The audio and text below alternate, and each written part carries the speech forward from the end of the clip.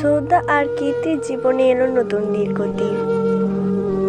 অভয় আর বরুণ পড়েছে মিলির চক্রে। ভাগ্যরেখার 123তম পর্বের আপলোড নিয়ে চলে আসলাম আপনাদের মাঝে। তো আপনারা 23তম পর্বে দেখবেন যে সন্ধেবেলা সবাই চায়ের আসরে বসেছিল, তখনই সেখানে বরুণ আসে। বরুণ তখন সবাইকে বলে সরি আমার আসতে একটু দেরি হয়ে গেল। বরুণ তখন সোনিয়াকে বলে, সোনিয়া তোমার সাথে যা হয়েছে তা খারাপ হয়েছে। সোনিয়া তখন বলতে থাকে, আমি এখন এই ব্যাপারে কথা বলতে চাই না। তখনই সেখানে বরুণ এসে সবাইকে বলতে থাকে, আজ আমরা শুধু ইউপির খাবারের স্বাদের কথা বলবো। অভয় বলে, শীতকালে যদি এই মটরের তরকারি না খাওয়া হয় তাহলে শীতই হয় না, আর এই তরকারি সবার আগে খাবে আমার ভাই। কীর্তি বলে, কেন, উনি সবার আগে খাবে কেন? অভয় বলে, আরে ভাইকে খাবারটা টেস্ট করতে দাও। বরুণ খাবারের প্রশংসা করে বলে, এমনিতে খাবারটা দেখতে অনেক ভালো লাগছে। সে খেয়ে বলে, খাবারটা তো খুব টেস্টি হয়েছে, কিন্তু খাবারটা আমাদের বাড়ির মতো টেস্ট নেই। বরুণ বলে, আমার ঠিক মতো মনে পড়ছে না এই খাবারটা যেন আমি কোথায় খেয়েছিলাম। ঋতু পিসি বলে, বরুণ তাড়াতাড়ি বলতে পারছিস না, আমার অনেক খেতে ইচ্ছে করছে, আমাকেও তাড়াতাড়ি বলে। পিসি তুমি কি বানিয়েছো খাবারটা?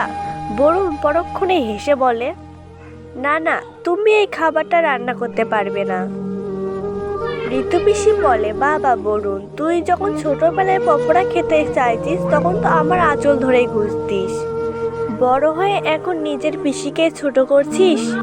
বরুণ বলে, ঋতু পিসি পকোড়া আর তরকারিতে অনেক তফাৎ। বরুণ শ্রদ্ধাকে বলে, শ্রদ্ধা তুমি এটা বানাওনি তো? শ্রদ্ধা বলে, না না আমি বানাইনি। অভয় বলে, ছোটবেলায় তুই ওকে বাড়িতে ডেকে এনে রান্না করাতিস, কখনো কখনো তো সপ্তাহে 2-3 বারও হয়ে যেত। অভয় আরো বলতে থাকে, ছোট ছোট মাছ আর মিল্কা সিকের মতো তোর নাম তোর মনে পড়লো? তখনই বরুণ বলে, আপনি? তখনই বরুণ তার সাথে বলে ওঠে, হ্যাঁ। অভয় তখন বলে, আপনি? হ্যাঁ আমাদের আপনি। বরুণ আপনির হাত ধরে বলে, আপনি তুই কবে এলি? কত বছর পর তোকে দেখছি, কত বড় হয়ে গেছিস তুই। ঋতু পিসি শ্রদ্ধা আর কীর্তিকে বলে, ও আপনি আমাদের বাড়িতে আগে থাকতো। আর তোমরা জানো, অভয় আর বরুণের ছোটবেলার বান্ধবী আপনি। অভয় মা বলে ওঠে, এরা সারাদিন তিনজনে একসাথে চিৎকার হইচই করে খেলাধুলা করত। ওরা তিনজনে ঘর ঘর খেলতো আর আমার কিচেনের সব জিনিস উলটপালট করে দিত। ঋতু পিসি আবার বলে, বৌদি তোমার মনে আছে, এরা তিনজনে ঘর ঘর খেলতে গিয়ে অনেক ঝগড়া করত, স্বামী আর চাকর কে হবে এই নিয়ে ঝগড়া করত, আর আমাদের বরুণ আপনির বর বরুণকে হতেই দেয়নি। বরুণ বলে, পিসি তুমি এসব কি বলছো? আর তখনই অভয়ের মা বলে ওঠে, অভয় তো সবসময় ছেলেদের সাথেই ঘুরে বেড়াতো, আর বরুণ সারাদিন আপনির সাথেই থাকতো, ওর সাথেই খেলা করতো বরুণ। আপনির ছোটবেলায় বরুণের সাথে সম্পর্ক ঠিক হয়ে গিয়েছিল, কিন্তু আমাদের বরুণ তো কীর্তিকে বিয়ে করে ফেললো। অভয়ের বাবা বলে, আপনি তুমি এসেছো খুব ভালো হয়েছে। বরুণের বাবা বলে, আমার আপনির বাবার সাথে 2 দিন আগেই কথা হয়েছিল, ওনারা বলছিল আপনিকে এখানে পাঠাচ্ছেন। আমার মনে হলো আপনি আমাদের বাড়িতে আসলে আমাদের পরিবেশ আবার ঝলমল করে উঠবে। বরুণ আপনিকে জিজ্ঞেস করে, আপনি তুই এখন কি কাজ করছিস? আপনি বলে, বরুণ আমি কাজ খোঁজার জন্য এখানে এসেছি, আমার পড়ালেখা শেষ হয়েছে, এখন শুধু চাকরির খোঁজ করছি।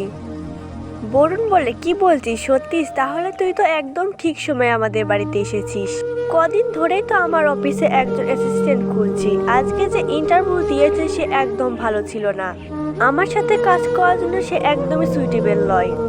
কীর্তি তো বরুণের কথা শুনছিল আর রেগে ফেটে পড়ছিল। বরুণ আপনিকে জিজ্ঞেস করে, তুই আমার অফিসে কাজ করবি? আপনি তো অনেক খুশি হয়ে যায়, আর এই কথা শুনে কীর্তি তো আরো রেগে যায়। এমনি তো ওর জিলাস ফিল হচ্ছিল। আপনি বলে, এটা কি সত্যি? সত্যি হতে পারে বরুণ, আর আমার এমনিতে একটা কাজের দরকার। বরুণ বলে, ভাব তোর কাজ হয়ে গেছে, আমার শুধু আমার বসের সাথে একবার কথা বলে নিতে হবে, তুই বরং কাল থেকে অফিস জয়েন করিস।